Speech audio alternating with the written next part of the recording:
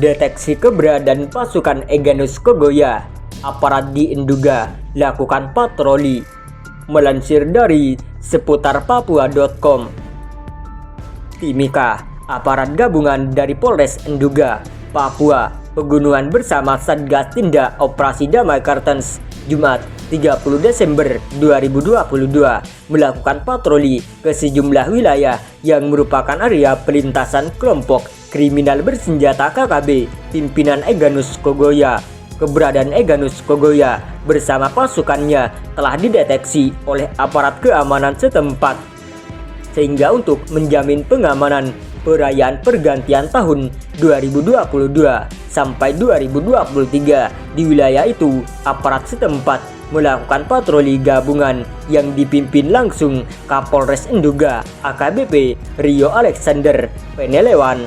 Dalam apel konsolidasi, Kapolres menyampaikan terkait informasi keberadaan pasukan KKB Kodap 3 tersebut. KKB Kodap 3 pimpinan Egyanus Kogoya sudah berada di area Pos Matua, di mana Pos Matua berada di sekitar Kali Kuari Bawah, ungkap Kapolres AKBP Rio dalam keterangannya. Kelompok kriminal bersenjata ini juga berdasarkan informasi yang diperoleh kepolisian sedang membangun pos yang dideteksi berada di wilayah Kuari Bawah. Karena itu patroli difokuskan pada wilayah tersebut. Patroli yang dilakukan ke lokasi-lokasi yang dianggap sebagai perlintasan KKB berlangsung lancar. Situasi di wilayah itu hingga kini masih aman dan kondusif.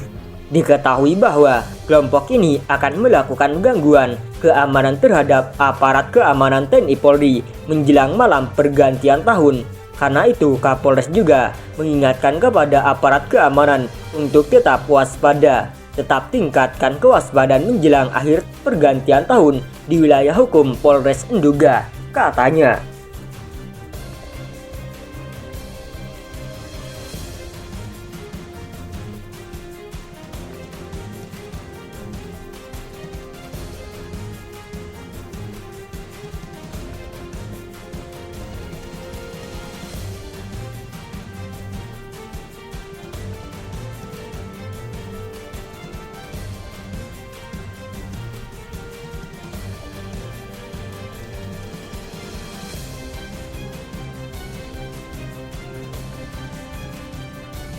Adu pelor dengan tentara, KKB Papua malah kepergok bunuh anak kecil warga Intan Jaya.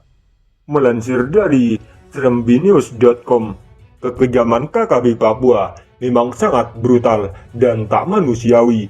Contoh saja KKB Egyanus Kogoya membantai para pekerja pembangunan Jalan Trans Papua tahun lalu.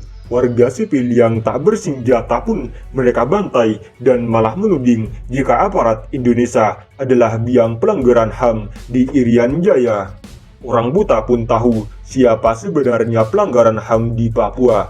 Aksi koboi KKB Papua lantas tak berhenti sampai di situ, mengutip akun Facebook TPNPB. Pada Minggu, TPNPB merilis unggahan kegiatan pembantaian mereka. Kejadian berawal saat kelompok UPM Lakagat Lenggen menyerang Kampung Jupara, Distrik Sugapa, Kabupaten Intan Jaya dari ketinggian bukit. Di Kampung Wandoga sendiri ada pos militer yang dijaga oleh Yonif 433 Julusiri. Ketika serangan KKB datang, personel Yonif 433 langsung berlindung dan mencari sumber arah tembakan untuk melakukan tindak balas. Kontak senjata pun terjadi, sengit dan pihak KKB memilih melarikan diri. Usai adu pelor, pasukan TNI melakukan pembersihan area pertempuran. Benar saja ada jasad anggota KKB yang tewas tergeletak dengan kepala pecah terkena tembakan sniper TNI. Nasib sial belum selesai menghinggapi KKB Papua. Usai kalah dan kehilangan anggota, TNI masih membekuk seorang simpatisan UPM bernama Yopi Sani. Ketika hendak dibekuk, Yopi sempat membuang senjata dan amunisi ke jurang. Aparat Indonesia lantas membawa Yopi ke Polsek Sugapa untuk dimintai keterangan. Hasil serangan ini bagi KKB Papua pahit. Mereka malah menembak seorang bocah laki-laki warga kampung Jupara bernama Jackson Sodegau. Jackson terkena tembakan dari atas ketinggian arah serangan UPM pimpinan Lakaga Tlenggen. Sudah puas membantai warga sendiri UPM